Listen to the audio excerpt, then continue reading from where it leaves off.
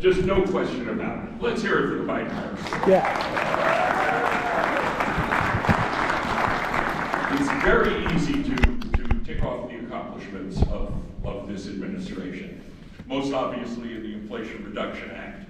We all know $35 insulin for people on Medicare. Medicare negotiating for the first time in American history with drug companies to lower the prices, and I'm sure you saw last week the results of those negotiations. They are actually spectacular, and in the future we'll have more and more and more until all pharmaceuticals are covered. And the $2,000 cap that begins in January for every individual where you can't spend more than $2,000 a year on your prescription drugs. This is historic.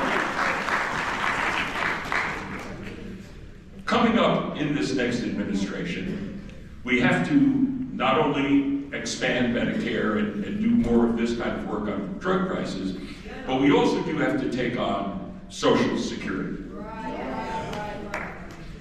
There is no one in America who has worked harder on Social Security than our next guest. And I'm going to introduce, he is going to be introduced. Hold on, I gotta make sure I have the right people, introducing the right people. He is going to be introduced by Max Richmond, the President and CEO of the National Committee to Preserve Social Security and Medicare. But really, really, really listen to every word that our next guest has to say. Not hearing it, only men. Thank you, John. I'm Max Richmond of the Committee to Preserve Social Security and Medicare. I don't know if I'm the right person to introduce Congressman John Larson, but I'm very honored. You're the right person. I'm very honored to introduce a very good friend of mine and a good friend of seniors, John Larson. Congressman Larson represents the 1st District of Connecticut in his 12th term. He was the chairman of the Social Security Ways and Means Subcommittee, and I got my fingers crossed that next year he'll be the chairman again. Yes. Yes, let's hear it for John. So the drawback to having John speak before me is he's going to say everything that has to be said about Social Security. There won't be anything left to say for me, but I'll do my best, Congressman. One thing I wanted you to know is that he has traveled the country with members of Congress supporting his legislation that he'll talk about. And this is really rare. He puts out a pamphlet at each of these events, and he's done many, many of them all over the country. And the co-sponsor is listed at the very top of the pamphlet. Right, John? Exactly. As the main sponsor. It is very rare in Washington to have a member of Congress want to share credit about anything, let alone give someone all the credit. And he's doing it because he believes in the issue, believes in his legislation, and wants to get it adopted. So I'll give you a great friend of seniors, Congressman John Larson.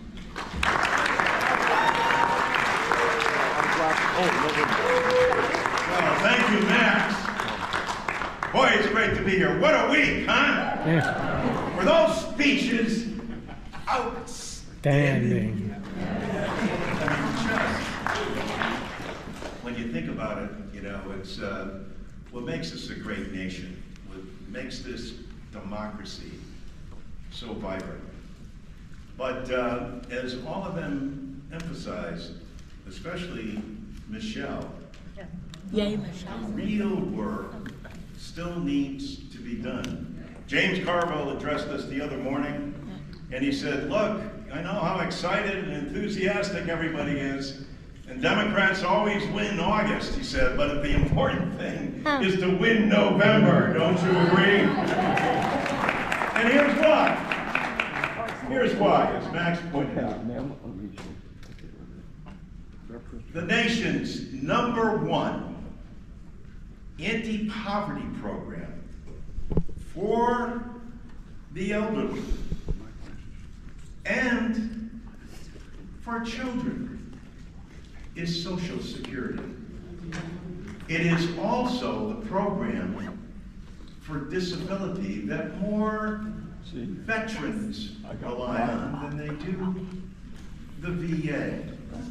the genius of Franklin Delano Roosevelt is still with us.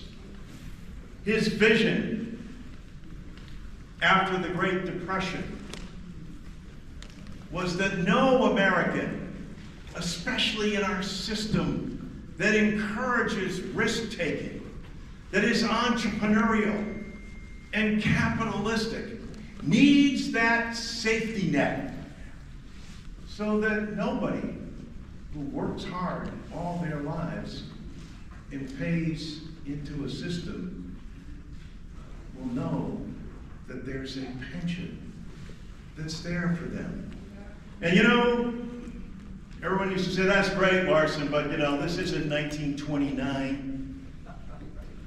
And we just celebrated the 89th birthday of Social Security. It's 1935. I said, that's right. But we don't have to go back to 29. How about we go back to 2008 and 2009, when people saw their 401k become a 101k. And during that time, Social Security never missed a payment. Not a pension payment, not a disability payment, not a spousal payment, not a dependent child payment, because it is America's #1 insurance policy. Think of these numbers. Close to 70 million Americans are on Social Security. But think of this as well. For more than 40% of them, the only benefit they have is Social Security. That's 28 million Americans whom without Social Security would be in poverty. For more than 5 million Americans, 5 million of your fellow citizens, most, and look at this audience, women, get below poverty level checks from their government on Social Security because Congress hasn't acted in more than 53 years to improve and enhance the program. Have a few things happened since Richard Nixon was president of the United States? Doesn't it get you fired up and ready to go? I'll tell you one thing, with 10,000 baby boomers a day becoming eligible for Social Security, you better have a plan for Social Security, because the American people demand it. It's your responsibility, yours meaning Congress, to make sure that our citizens have a plan that they know is always there for them. Why? You know, the other side likes to say, well, it's an entitlement. Earned benefit. Bless you. Of course it's an earned benefit. And how do we know this?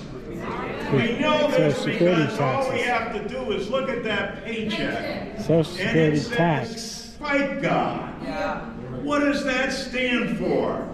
Federal insurance contribution. Whose? Yours.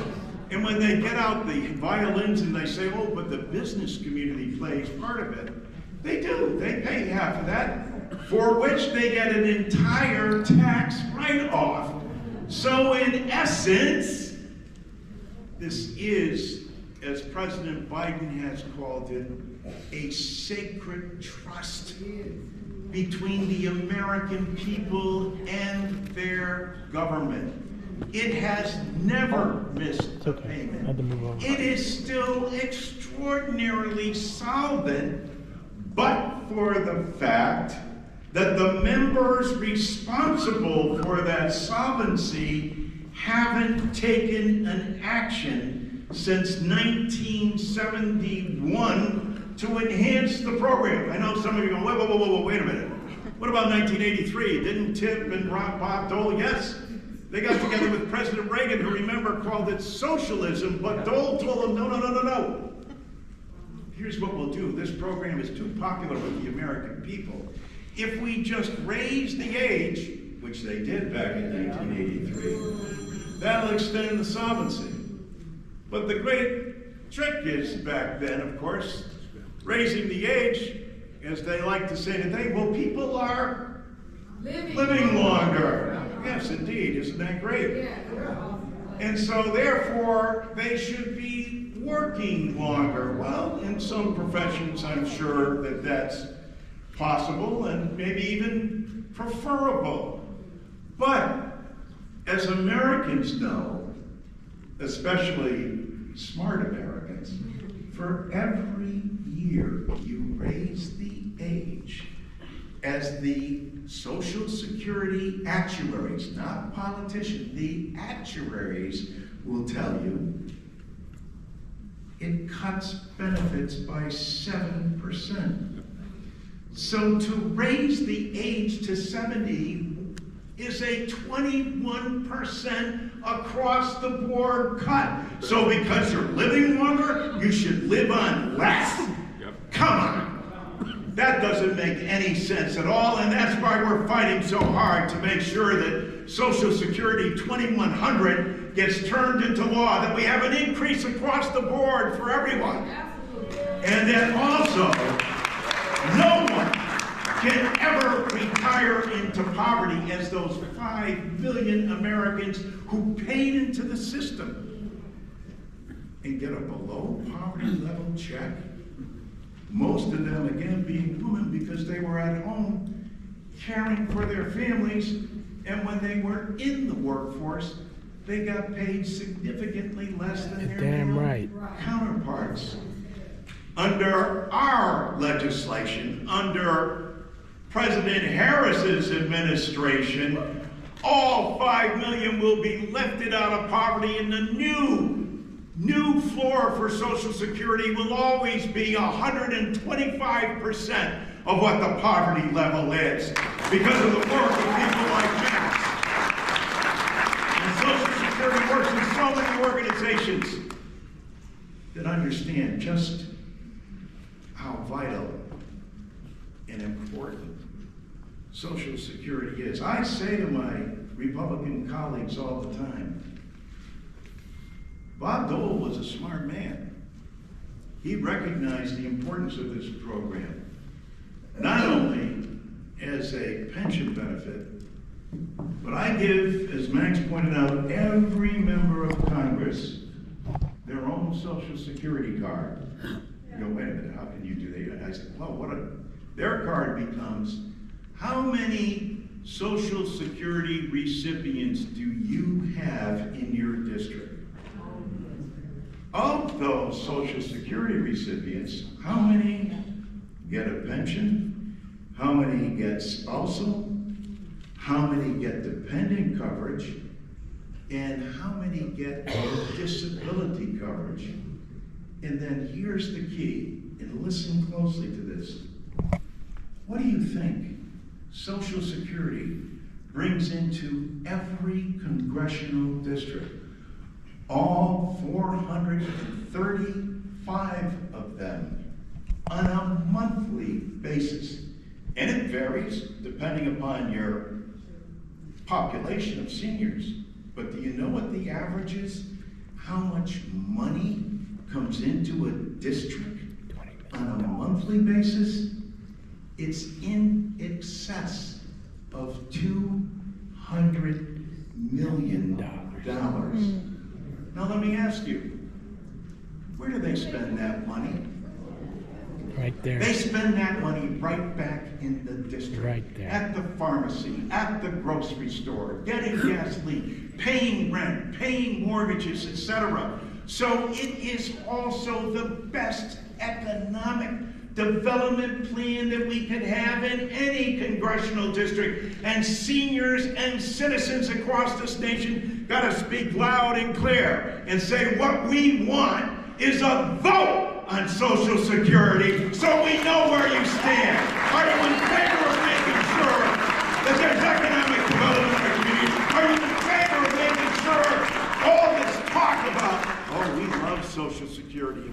make sure that we're there to protect and preserve it.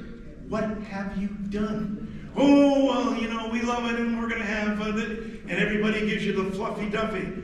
How about a vote? How about do what you were elected to do? How about when you go to Washington, D.C., demand a vote on the program that will allow people to retire into dignity, that will preserve families during catastrophic times, that is there with disability, that helps more veterans out even than the VA. This is why the genius of Roosevelt and this compact, this sacred trust between the people and their government is so vitally important. I'm proud of Democrats who are united both in the House and Senate behind legislation and an executive branch that will make this law. But it's going to take the work of all of us in this room, not just talking about what can become law, but about the responsibility of a vote. We just don't want to know whether or not you favor a proposal or not. We want to know, will you fight for its vote and its enactment? Call for a vote. Call for the enactment. Stand up for what is rightfully yours, what you worked all your life for and put in that blood, sweat, and tears for. What Roosevelt envisioned and what you have earned throughout a lifetime. America's #1 anti-poverty program for the elderly. The #1 anti-poverty program for children. The disability program that more veterans rely on than the VA. How could a Congress possibly turn its back on the more than 70 million Americans that rely on Social Security? I pledge to you that Harrison Walls, Tim Walls is an original co-sponsor of Social Security 2100 because he got it way back when.